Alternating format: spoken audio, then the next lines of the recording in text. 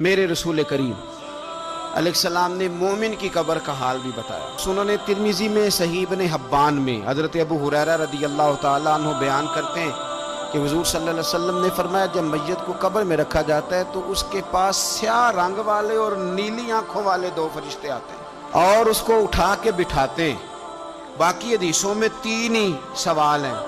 لیکن اس حدیث میں حضور نے فرمایا انہوں نے بس میرے بارے میں ہی پوچھنا ہے، اٹھا کے بس میرے بارے میں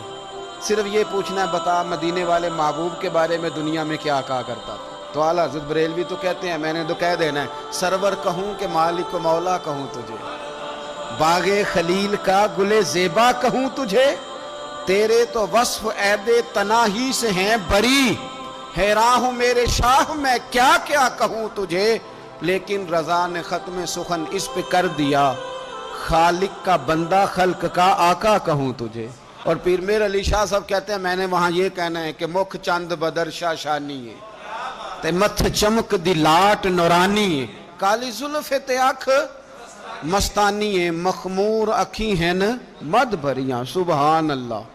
ماں اجمالا کا ماں اکمالا کا ماں اکسانا کا تے کتھے مہر علی،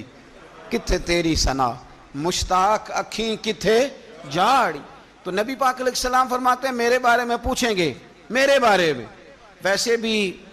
ایک سوال لازمی ہوتا ہے نا، یہ والا سوال لازمی ہے، من ربو کا پوچھ کے نا تو جنت جہنم کا فیصلہ نہیں، ماں دینوں کا پوچھ کے جنت جہنم کا فیصلہ، ہاں بات اگر ختم ہونی ہے تو مدینے والے کے سوال پہ ختم ہونی ہے، اس لیے کھل کے نعتیں پڑھا کرو، راج کے درود پڑھا کرو، یہ بات یاد رکھیں، یہ فیصلہ حضور کی ذات پہ ختم ہونا ہے، حضور کا پیار اصل ہے۔ تو حضور فرماتے ہیں میرے بارے میں پوچھا جائے گا، وہ کہے گا کہ ان کے بارے میں کیا پوچھتے ہو، اشہد ان لا الہ الا اللہ واشہد ان محمدن عبدہ ورسولہ، تو فرماتے ہیں پھر اسے نا